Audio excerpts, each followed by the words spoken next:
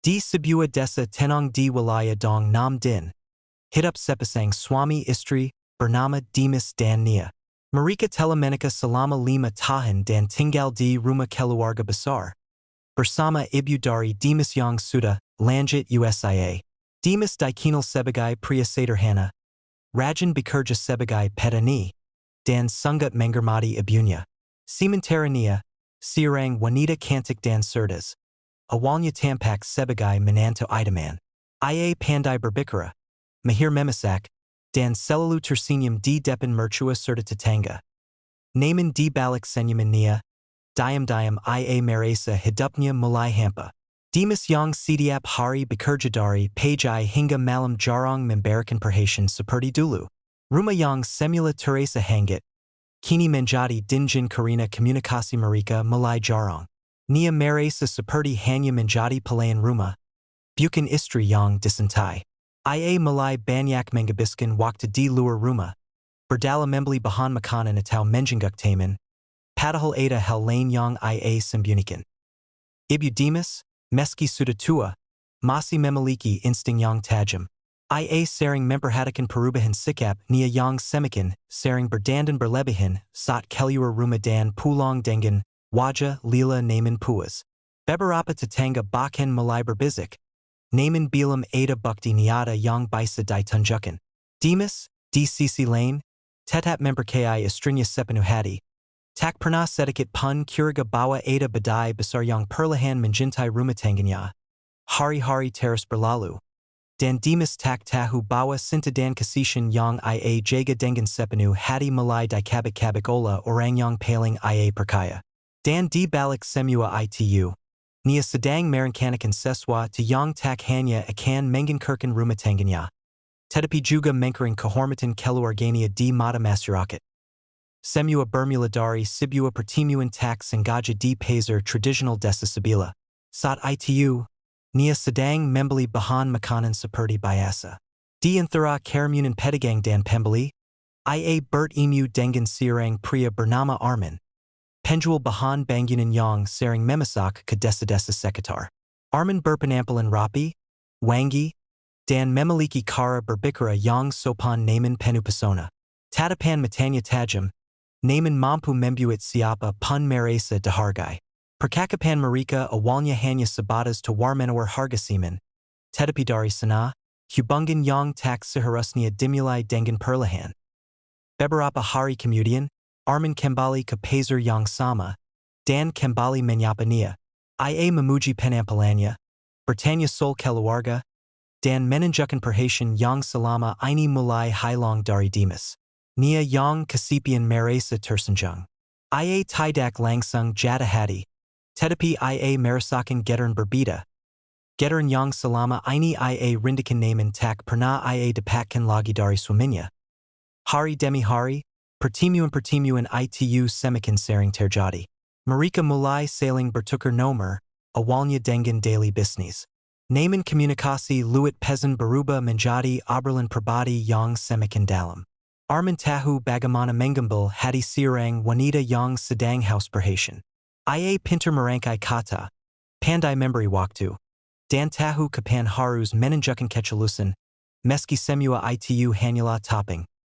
Nia, yang awalnya masih merasa bersalah, perlahan mulai menormalisasi semua yang ia lakukan. Ia berkata pada dirinya bahwa ia hanya butuh teman bicara. Namun dalam hatinya, ia tahu bahwa perasaannya telah melangkah lebih jauh. Ia mulai menyembunyikan ponselnya, menghapus pesan, dan berdalih ke warung jauh agar bisa bertemu Arman di tempat tersembunyi. Kebahangan-kebahangan kesal itu lambat laun menjadi kebiasaan. Pada suatu sore, saat Dimas pulang lebih awal karena hujan deras, ia tak menemukan Nia di rumah. Ibu Dimas bilang bahwa Nia pergi sejak siang dan belum pulang. Hujan turun makin lebat, dan Dimas mulai khawatir. Namun saat Nia kembali malam harinya dengan pakaian sedikit basah dan aroma parfum yang asing, ia berkata ia hanya terjebak hujan di rumah temannya. Dimas percaya. Ia tak tahu bahwa saat itu, Nia justru berada di sebuah warung kosong di pinggir jalan bersama Arman.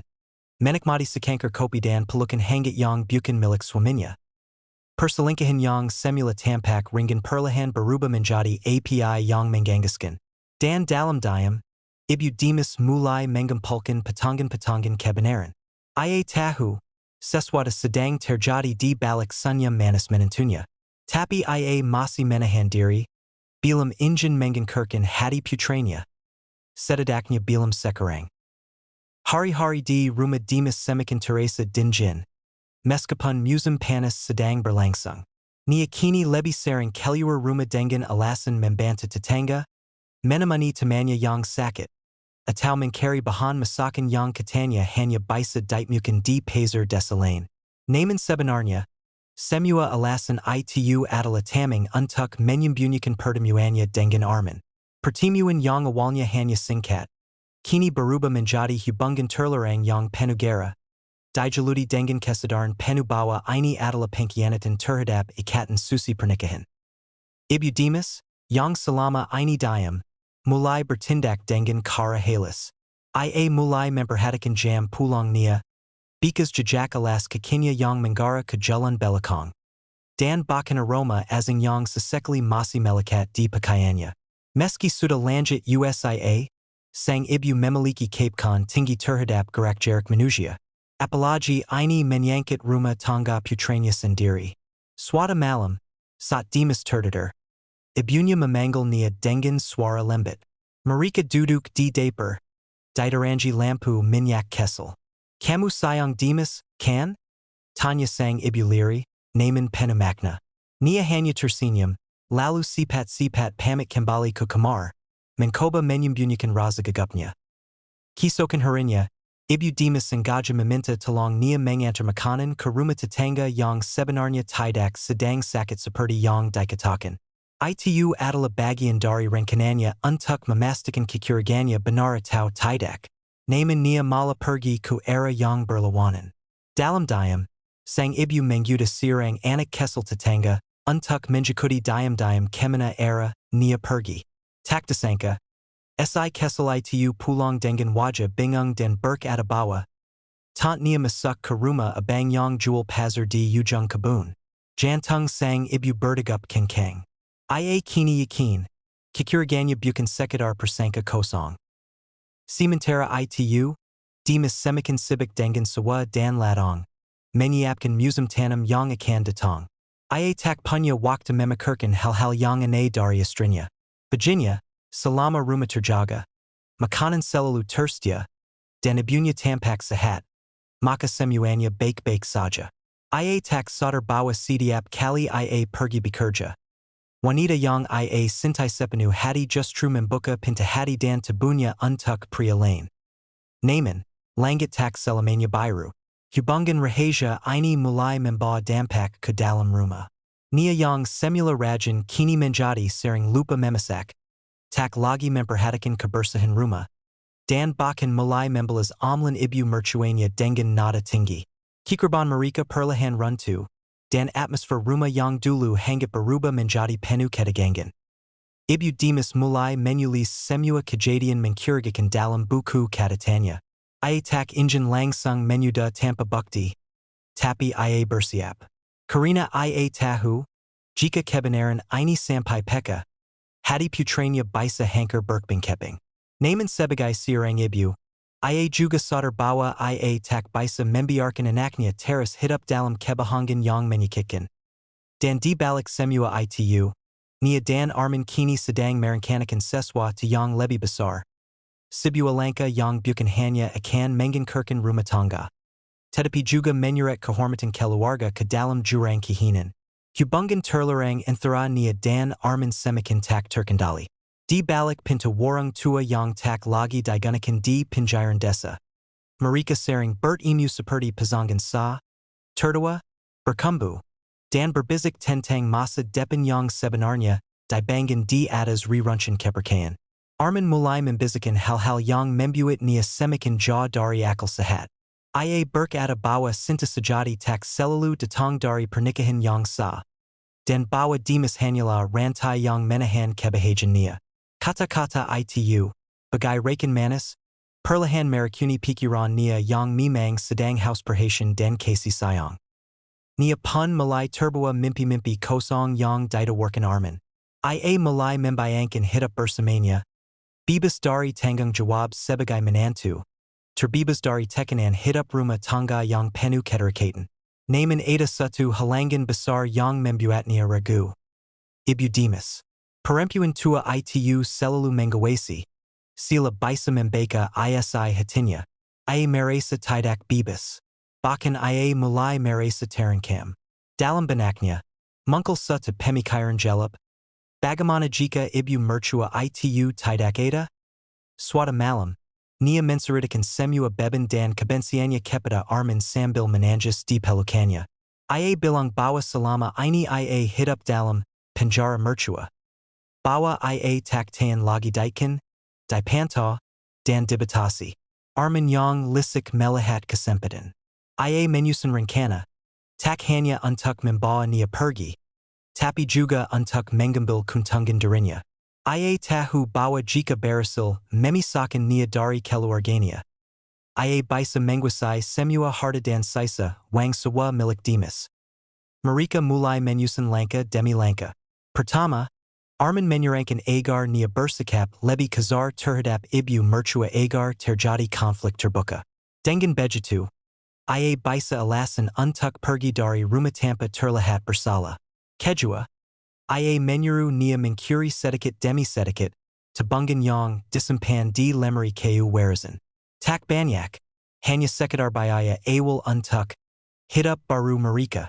Ketiga, Yang Paling Berbahaya, Arman Menyuruh Nia Menembakkan Ramuan Tider, ke dalam Makanan Ibu Mertua Sekera Berkala. Bukan Untuk Membunuh, katanya. Tapi Kukup Membuatnya Lima Dan Tak Bisa Banyak Bicara. Naman Nia Tahu, Sekali Ia Melakukan Itu. Takakan Ada Jalan Kembali. Dan Malam Itu, Saat Semua Pengguni Rumah Tertidur. Nia Diam Mencamper Ramuan ke dalam Termos Te Ibu Mertuanya.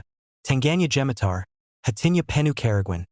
Tapi Pikirannya Tertutup Oleh Bujuk Rayu Arman, Dan Amara Yang Ia Pendam Terlalu Lama.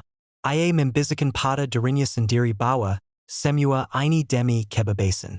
Ia Tak Sadar Bahwa Langkah Kesel Yang Ia Ambil Malam Itu Adalah Awal Dari Kehangkiran Yang Jauh Lebih Besar. Kisokan Pajinya, Ibu Mertua Terbangan Dengan Kepala Berat, Tubuh Limas, Dan Pandangan Kabar. Ia Menjira Itu Hanya Karina Ujianya Yang Sudah Lanjut. Tapi Saat Nia Menyuguhkan Te Lagi Dengan Senyum Palsu. Sang Ibu Hanya Menetapnya Lama, Sila Injin Berkata. Aku Tahu Apa Yang Kamu Lakukan, Naman Ia Masih Menahan Diri. Ia Injin Melihat Sampai Sejauh Mana Wanita Muda Itu Berani Melangkah. Dan Ia Tahu, Badai Yang Lebih Besar Akan Segera Datang. Pajai Itu, Langit Tampak Mendung Meski Bilam Turun Hujan. Udara di Rumah Dimas Begitu Suani Hingga Suara Sendak Yang Menjanai Piring Pun Terdengar Sangat Jelas. Dimas Sedang Duduk di Meja Makan Sambil Menatap Ibunya Yang Tampak Limas. Wajahnya Pukit, Dan Matanya Tak Sida Jam Biasanya. Ia Bertanya Dengan Simas. Mak, Kenapa Gakanak Badanya? Sang Ibu Hanya Menggalang Pelan Dan Tersenyum Tipis. Mungkin Kuma Masuk Angin. Naman Jaw di Dalam Hati. Ia Tahu Ada Sesuatu Yang Lebih Dari Sekedar Sakit Biasa. Ia Mulai Merasakan Mule Setiap Kali Meneguk Te Buatan Nia. Te Yang Dulu Begitu Ia Nikmati. Kini Teresa Pahit Meski Tanpa Gula. Tapi Ia Tidak Menunjukkan Kekuatannya. Tidak Injin Membebani Dimas Yang Semakin Lila Dengan Pekerjaan Ladang. Sementara Itu, Nia Semakin Berani. Melihat Ibunya Dimas Lima. Ia Menjadi Lebih Bebas Keluar Rumah. Bahkan Kadang Tanpa Pamit. Setiap Kali Dimas Pergi ke Sebuah. Ia akan berdandan Dan Pergi ke Warung Tua Tempat Arman Menunggu. Mereka Kini Tak Hanya Bicara Tentang Masa Depan. Tetapi juga Mulai Menghitung-hitung Kapan Waktu Terbaik Untuk Pergi Jauh Bersama. Arman Sudah Mulai Mencari Rumah Kontrakan di Kota Kesalain. Dan Nia Mencuri Sedikit Demi Sedikit Wang Dari Lacey Kayu di Kamar. Wang Hazel Panan Yang Ditabung Dimas Untuk Membeli Pupuk Musim Depan. Naman Dalam Diamnya, Ibu dimas tela menyusun rencana. Meski tubuhnya melama, pikirannya masih tajam. Ia mulai mengketat waktu-waktu ketika nia keluar rumah. Dengan siapa ia berbicara. Dan bahkan menemukan kain kesel yang digunakan untuk membungkus ramuan tidur di tong sampah dapur. Semua diketat di buku kesel miliknya. Buku harian yang kini berubah menjadi catatan kejahatan yang sedang terjadi di dalam rumahnya sendiri. Ia tak pernah membayangkan bahwa menantunya sendiri akan begitu berani. Bahkan merakuni dirinya perlahan. Hanya demi pria asing yang bahkan belum tentu bisa dipercaya. Pada suatu malam, setelah melihatnya kembali dari luar dengan rambut akak-akakan dan aroma parfum pria yang samar tercium, ibu dimas memutuskan untuk berbicara langsung kepada putranya. Mereka duduk berdua di serambi belakang rumah. Di bawah cahaya bulan yang redup. Nak, kamu percaya sama ibu? Tanya sang ibu perlahan. Dimas mengangguk. Apapun yang ibu bilang, kamu harus siap dengar. Jangan marah dulu. Jangan langsung percaya atau menolak. Tapi lihat dan dengarkan. Wajah Dimas mulai berubah serius. Dengan suara yang berat, ibu Dimas menceritakan semua. Tentang perubahan sikapnya, tentang jejak kebohongan yang ia temukan, dan tentang ramuan yang ia curigai telah ia minum selama beberapa minggu terakhir. Dimas membeku. Ia ingin menyangkal. Tapi bagian dalam dirinya tahu bahwa ibunya tak mungkin mengerang cerita seperti ini. Matanya memanas, pikirannya kekau, dan dadanya terasa sesak. Ia mencoba menahan emosi, tapi amarah mulai tumbuh liar dalam hatinya. Namun sebelum bertindak gegabah, ia memutuskan untuk menyelidiki sendiri. Esok harinya, Dimas pura-pura berangkat ke Sebuah. Namun ia bersembunyi di kebun belakang rumah. Beberapa jam kemudian, ia melihat istrinya keluar dengan pakaian yang berbeda dari biasanya. Bukan baju pazer, tapi pakaian rapi seperti hendak bertemu kekasih. Dan yang lebih mengejutkan, ia mengikutinya sampai ke warung tua. Dan melihat dengan mata kepalanya sendiri saat Arman merangkul wanita yang selama ini ia panggil istri. Hatinya hancur. Dunia seakan runtuh di depan matanya. Pria yang selalu ia percayai, wanita yang ia lindungi dan cintai, keduanya kini berubah menjadi pengkhianat. Namun Dimas tak langsung muncul. Ia memulai kembali pulang dalam diam, memejamkan mata di kamar, menahan air mata yang ingin tumpah. Malam itu, ia duduk di samping ibunya yang sudah terlelap, menggenggam tangan tuannya dengan erat. Ia tahu, besok pagi, semua akan berubah. Pagi hari itu datang dengan langit kelabu. Sila ikut menyaksikan retaknya sebuah rumah tangga yang dulu tampak itu. Dimas terbangun lebih awal dari biasanya.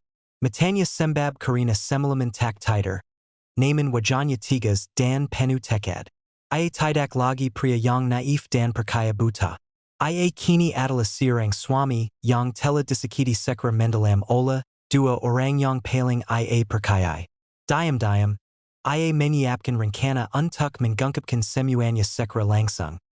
Bukan dengan kemarahan buta, melainkan dengan kebenaran yang tak terbantahkan.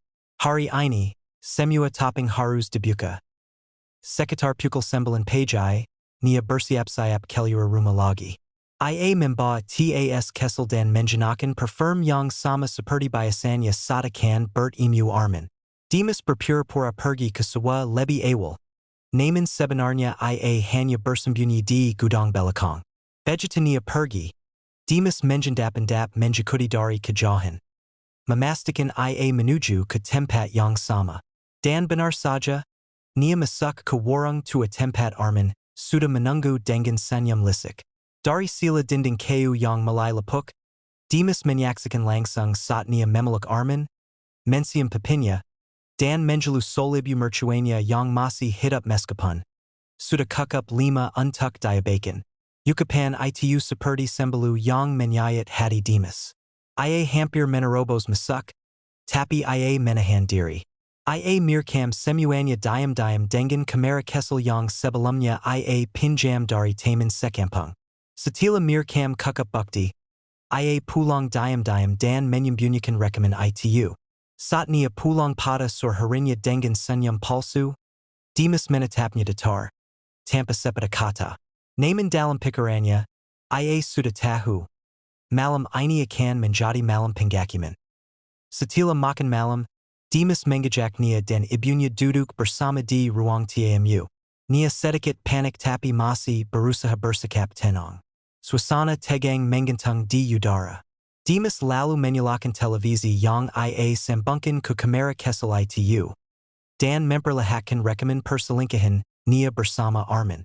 Detik demi detik, suara tawa mereka, pelukan mesra.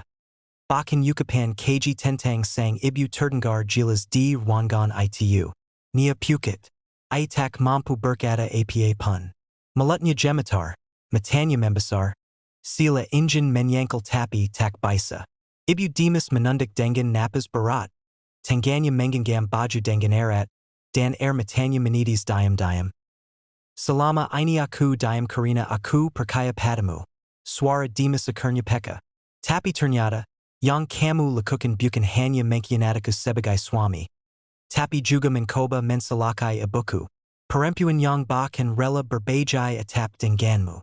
Nia mencoba membela diri, menangis, memohon ampun, menyalakan kesepian, menyalakan kehidupan. Tapi Dimas hanya menatapnya dengan hampa. Kalau kamu merasa kesepian, kamu bisa bicara. Tapi kamu pilih jalan lain. Kamu pilih membunuh perlahan.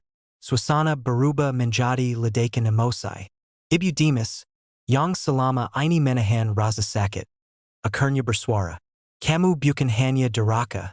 Kamu telah menanam karma yang suatu hari akan kamu tuai. Dan aku tidak akan mengetukmu.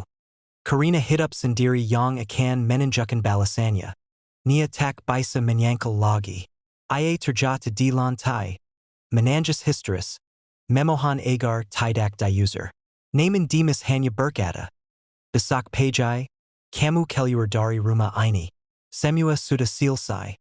Malam itu, Nia tidur di kamar belakang sendirian. Tak ada pelukan. Tak ada belian. Tak ada simpati. Sementara Dimas tidur di samping ibunya, memegangi tangan yang telah membesarkannya. Tangan yang hampir dirikan oleh orang yang ia percayai. Ia tahu hidup tak akan sama lagi. Tapi ia juga tahu, hari ini, kebenaran sudah menang atas kebohongan. Pagi itu, tak seperti biasanya, suasana rumah Dimas Teresa tegang sejak matahari mulai menyinari halaman. Udara pagi yang biasanya sejuk kini Teresa dingin dan mengejut. Sila mencerminkan isi hati semua orang di dalam rumah. Nia, yang semalaman tak bisa tidur, duduk diam di sudut kamar belakang dengan mata sembab, wajah pukit, dan rambut akak-akakan. Ia tahu, hari ini bukan hari biasa. Hari ini, ia akan diusir dari rumah yang dulu ia anggap sebagai miliknya juga. Tempat di mana ia dulu menerima cinta, kepercayaan, dan perlindungan, namun kini berubah menjadi tempat penuh penghakiman. Dimas berdiri di depan pintu kamar, menatapnya tanpa raut marah, tapi juga tanpa belas kasihan. Waktunya kamu pergi, Nia. Aku sudah bungkuskan semua barangmu. Koper ada di ruang depan. Aku enggak akan memanggil warga atau bikin keributan. Aku cuma minta satu. Jangan pernah kembali ke rumah ini. Ucapnya datar, namun tajam menyusuk. Nia menunduk, matanya jatuh tanpa suara. Ia ingin berteriak, memohon, menjelak, tapi semuanya sia-sia. Semua sudah telanjur. Ketika ia melangkah keluar dari kamar. Ibu mertua berdiri di depan, membelakannya, dengan satu tangan menepang tubuhnya yang masih lima. Ia tak berkata sepatah kata pun. Ia bahkan tak mau menatap wajah Nia. Diamnya lebih petty daripada ribuan makian. Dan itu menyayat hati Nia jauh lebih dalam. Langkah kakinya Teresa berat. Seperti menyeret dosa dan aib bersamanya. Di ruang tamu, koper biru besar telah menunggu. Dimas tak membantu. Ia hanya membuka pintu depan dan berdiri di samping. Menandakan semuanya benar-benar berakhir. Saat Nia keluar rumah, Beberapa tetangga mulai berdiri di pagar, menjintip dari balik tirai, karena kabar perselingkuhannya semalam ternyata sifat menyebar. Bukan dari Dimas, melainkan dari anak kecil yang dulu dikirim sang ibu untuk menjenguknya. Boka itu berserta ke teman-temannya, dan berita itu meledak seperti api menyambar bensin. Bisik-bisik warga tentang wanita yang merakuni ibu mertua dan berselingkuh dengan pria luar kampung telah membuat nama nia runtuh total. Ia berjalan di jalan tanah desa dengan mata menunduk, membawa koper berat. Direnji suara bisikan tajam dan tatapan penuh pengginan. Itu tayang koba rakunan ibunya suami? Wajah cantik tapi hati busuk? Makanya jangan kebanyakan gaya kalau jadi istri orang. Setiap kalimat adalah tamparan batin yang tak bisa ia hindari. Dulu, ia disanjung karena kecantikannya. Sekarang, ia dipandang hina karena pengkhianatannya. Nia akhirnya tiba di pinggir desa, tempat Arman berjanji akan menjemputnya. Namun ia menunggu hampir 1 jam tanpa kabar. Ponselnya ia pegang erat, tapi pesan yang dikirim hanya centang 1. Tak ada panggilan masuk. Tak ada suara motor datang. Tak ada Arman. Dalam hitungan jam, hidupnya berubah drastis. Dari istri sah, menjadi perempuan tak berumah. Dari wanita yang merasa disintai, kini ditinggal bahkan oleh pria yang katanya ingin hidup bersama. Ia duduk di atas koper. Menangis tersidu, tak tahu harus kemana. Orang tuanya sudah lama tinggal di luar kota. Dan ia malu untuk kembali dengan ibu seperti ini. Ia menyadari bahwa semua yang ia bangun bersama Arman bukanlah cinta sejati, melainkan nafsu semu yang kini telah menggabisi segalanya. Cinta, kehormatan, dan masa depan di kejauhan. Dimas berdiri di samping pohon besar, melihat dari jauh dengan mata berkakak. Ia tak membenci, tapi ia juga tak akan kembali. Baginya luka ini terlalu dalam. Ia hanya berharap, dari sini, hidup bisa berjalan kembali, meski bekas luka akan terus menjengkelkannya bahwa kepercayaan adalah hal paling mahal dalam sebuah rumah tangga. Beberapa hari telah berlalu sejak nia diusir dari rumah. Desa yang dulu menjadi tempatnya, berteduh kini terasa seperti dunia, asing yang penuh dengan bayang-bayang penyesalan. Ia tinggal di sebuah rumah kecil milik sepupu jauhnya di desa sebelah, jauh dari pusat keramaian, jauh dari wajah-wajah yang selalu menatapnya dengan henan. Setiap malam, ia terjaga dalam gelap, menatap langit-langit atap riat sambil menangis diam-diam. Pikiran tentang Dimas, ibu mertuanya, dan kebodohan yang ia lakukan bersama Arman menggantui setiap jengkel kesadarannya. Sementara itu, Arman tak pernah muncul. Nomornya tidak aktif, rumah kontrakan yang katanya sudah ia siapkan ternyata tak pernah ada. Rupanya, setelah mengetahui bahwa hubungan mereka terungkap dan semua aib telah terbuka, Arman memulai kabar. Meninggalkan nia sendirian dengan dosa dan kehancuran yang mereka ciptakan bersama. Ia tak pernah benar-benar mencintai nia. Yang ia inginkan hanya tubuh dan kesempatan untuk mengambil wang. Dan ketika semua itu tak lagi bisa ia manfaatkan, ia menggelang seperti debu tertiup angin. Nia mulai jatuh ke dalam jurang kehancuran mental. Ia kehilangan arah, tak ada lagi tujuan hidup yang jelas. Ia ingin pulang ke orang tuanya, tapi rasa malu dan takut dihakimi membuatnya mengurung diri. Di desa barunya, orang-orang pun mulai mendengar kabar tentang siapa dirinya. Tatapan aneh dari warga membuatnya enggan keluar rumah. Ia kehilangan segalanya. Cinta, kepercayaan, kehormatan, dan bahkan identitasnya sebagai seorang istri dan menantu di sisi lain. Dimas perlahan mencoba bangkit. Meskipun hatinya hancur, ia memulai untuk tidak membiarkan luka itu membesar. Ia fokus kembali ke Sebuah, menanam padi dan membersihkan kebun yang sempat terbengkalai.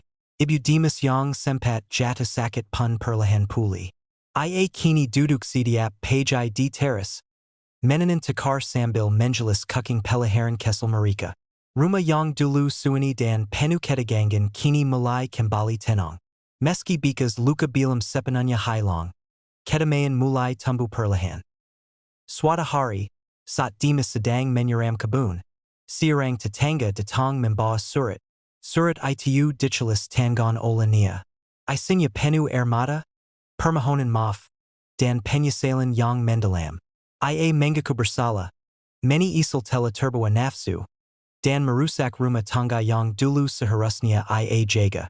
Ia Tidak Meminta Untuk Kembali. Ia Hanya Meminta Demafkan.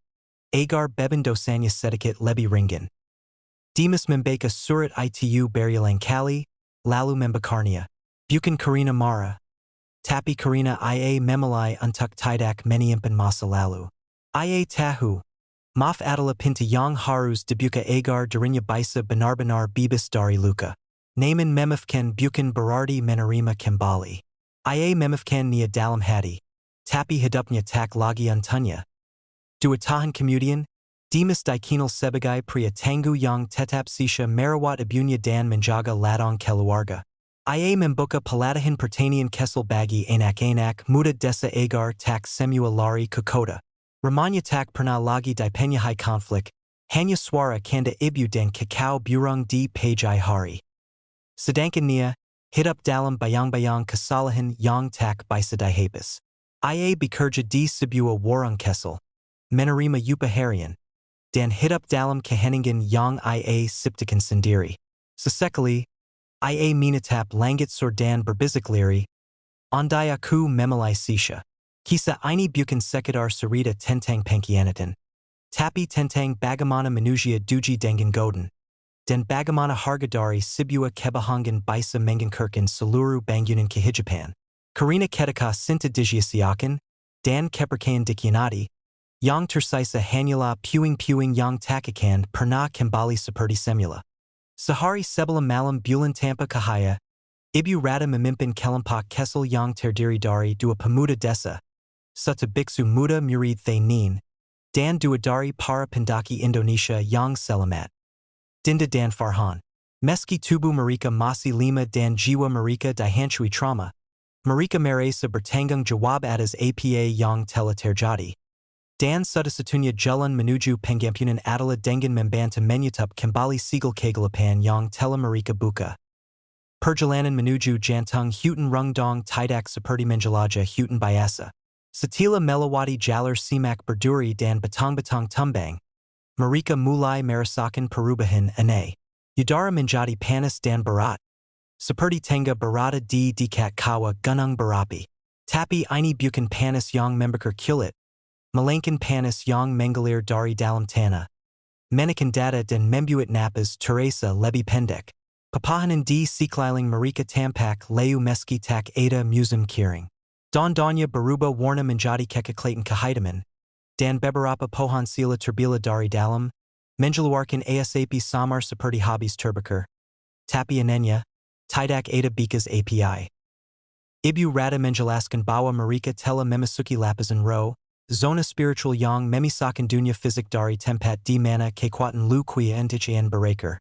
Ia mengeluarkan benang merah yang telah disai doa dan dibasuh dengan air dari 7 sumber suci, lalu menjadikan satu persatu di perjalanan tangan anggota rombongan. Benang ini bukan untuk perlindungan, tapi untuk menjengakkan siapa kalian sebenarnya, jika kalian tersesat di antara bayangan dan cahaya. Ukapnya. Ketika mereka semakin dalam, suara-suara mulai terdengar dari balik pepohonan. Bukan suara binatang, tapi seperti percakapan samar, ratapan, dan bisikan yang saling berlapis. Dinda mulai menangis diam-diam. Ia mendengar suara ibunya yang telah lama meninggal, memanggilnya dari kejauhan. Farhan melihat bayangan adiknya yang pernah tenggelam di danau sewaktu kesal. Jangan percaya, kata biksu muda itu. Itu bukan suara mereka. Itu adalah roh yang menjenakan wajah orang yang kita rindukan, agar kita menali. Dan tersesat. Akhirnya mereka sampai di sebuah kawasan terbuka yang sangat berbeda dari wilayah hutan lainnya. Tidak ada pohon, tanah hitam dan kering seperti terbakar habis-habisan. Di tengahnya, berdiri sebuah struktur bata menyerupai altar kuno, berbentuk bintang delapan dengan pilar-pilar pendek di sekelilingnya. Di pusat altar itu terdapat sekunggan kesel, Sila Tempat itu pernah digunakan untuk menampung kairan. Mungkin minyak pembakar jiwa, tak ada yang tahu pasti. Di sekeliling altar, terdapat ukuran simbol kuno serupa yang mereka lihat di sekitar patung. Namun yang ini lebih kompleks dan berlapis. Beberapa bagian simbol itu tampak terapis. Seakan-akan dikikar atau dikikis oleh sesuatu yang tak ingin sigal itu tetap utuh. Ibu rata bersujud, menyentuhkan dahinya pada batu altar. Ia menangis. Tempat ini adalah ruang penyatuan. Di sinilah lu qui en pertama kali menyalakan API dari jiwa manusia. Ia memalai korban dari kalangan pemuda. Jiwa yang belum ternoda, penuh potensi, penuh emosi. API paling kuat lahir dari luka batin dan kesedihan mendalam. Itulah mengapa ia masih haus hingga sekarang. Rambangan segera menyiapkan perlindungan spiritual.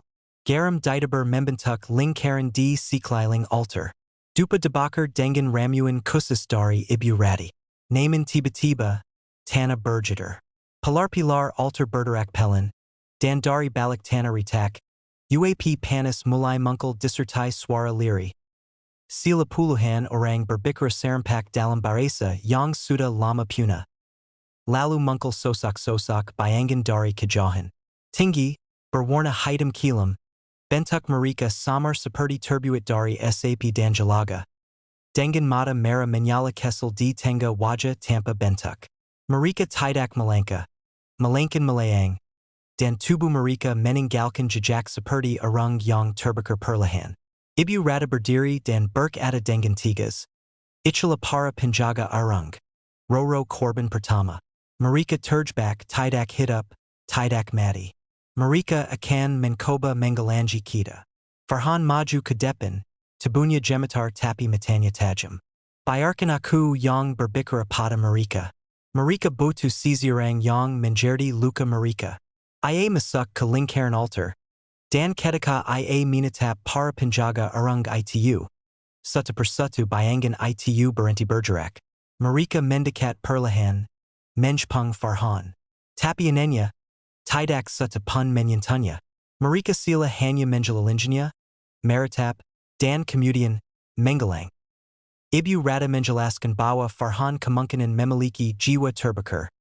Jiwa yang hampir terperangkap namun belum sepenuhnya rusak. Itulah sebabnya ia bisa berkomunikasi dengan mereka. Tapi ia juga memperingatkan. Jiwa seperti itu bisa dengan mudah dijadikan wadah oleh lu kuian dan jika ia lengah walau seset.